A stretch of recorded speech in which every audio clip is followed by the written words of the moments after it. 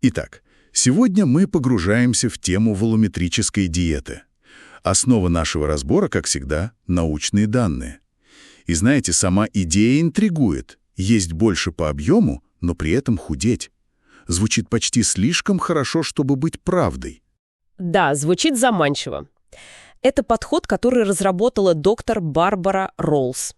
И главная его, скажем так, фишка – это не строгие запреты каких-то продуктов. А что тогда?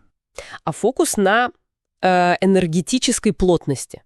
То есть сколько калорий содержится в 1 грамме еды. Цель – выбирать продукты, где эта плотность низкая. Энергетическая плотность. Именно. И, кстати, эта диета часто занимает высокие места в таких рейтингах, как US News and World Report. Эксперты ее ценят. О, вот это интересно. Если эксперты ее отмечают, значит, в этом что-то есть. А что именно им как нравится, как думаете? Думаю, признание во многом связано с акцентом на насыщение, то есть как наесться, не перебирая калорий. Тут ключевую роль играют вода и клетчатка в самих продуктах. Вода и клетчатка. Да, вода дает объем почти без калорий, а клетчатка, она замедляет пищеварение. И то, и другое помогает чувствовать сытость дольше.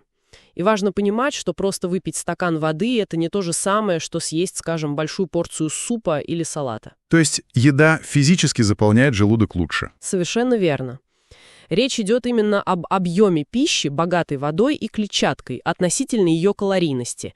Это влияет на сигналы сытости. Получается, если я выбираю вот такие низкоплотные продукты, я могу съесть свою привычную по размеру порцию, но калорий получу меньше.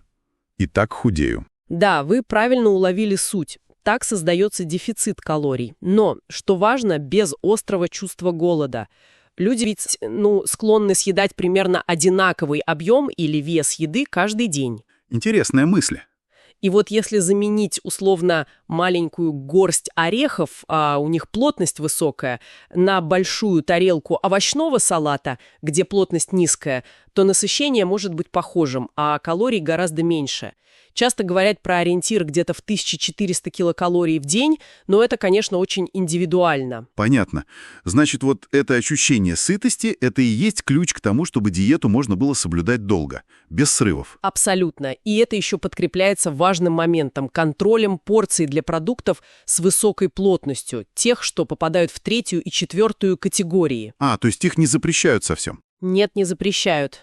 И это важно психологически. Диета не говорит «никогда больше не ешьте сыр или авокадо». Она говорит «ешьте, но чуть-чуть». Это снижает чувство, будто ты чего-то лишен. Логично. Чтобы было понятнее, как это все работает на практике, можете кратко рассказать про эти категории продуктов? Да, конечно. Их всего 4, и они делятся как раз по этой самой энергетической плотностью, то есть калориям на грамм. Угу. Первая категория – это продукты с очень низкой плотностью, меньше 0,6 килокалориям на грамм. Это основа рациона. Сюда входят почти все фрукты. Яблоки, ягоды, например, овощи некрахмалистые, огурцы, брокколи, всякая зелень, супы на бульоне. Вот их можно есть много. Понятно, это объемные такие продукты. Да. Вторая категория – низкая плотность. От 0,7 до 1,5. Их едим умеренно. Это цельнозерновые каши, хлеб, бобовые. Нежирный белок, курица, рыба. Крахмалистые овощи, типа картошки. Так. Третья категория – средняя плотность, 1,6, 3,9. Вот здесь уже нужен контроль порций. Это, например, жирное мясо, сыры, белый хлеб, авокадо тот же. Уже более калорийное. И четвертая категория – высокая плотность от 4 до 9 килокалорий на килограмм.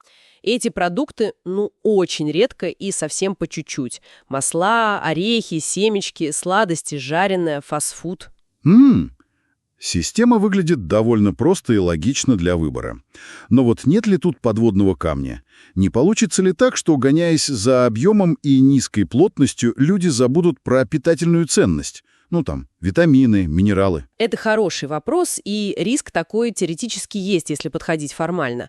Но смотрите, сама структура диеты как бы подталкивает к выбору продуктов из первой и второй категорий. А это как раз овощи, фрукты, цельнозерновые, нежирный белок.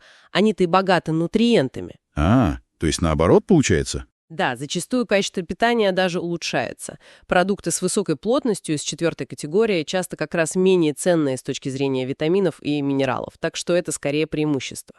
Какие еще плюсы у этого подхода? Ну, во-первых, она рассчитана на долгосрочное, устойчивое снижение веса без вот этих резких скачков. Во-вторых, как мы уже сказали, улучшение качества рациона. В-третьих, гибкость, нет строгих запретов, можно адаптировать под себя. Гибкость — это всегда большой плюс, да? И еще отмечают потенциальную пользу для контроля уровня сахара в крови. Звучит неплохо. А минусы? Сложности какие-то есть? Наверняка же есть. Конечно, есть. Во-первых, приходится ограничивать полезные жиры, те же орехи, семечки, авокадо, масла. Из-за их высокой плотности они попадают в категории, которые нужно есть мало. Да, это может быть проблемой. Во-вторых, нужно все-таки разбираться в калорийности, плотности продуктов. Считать, прикидывать. Для кого-то это может быть утомительно или даже триггером каким-то. Понимаю. В-третьих, это требует времени на планирование меню, готовку дома. Просто так перехватить что-то на бегу сложнее.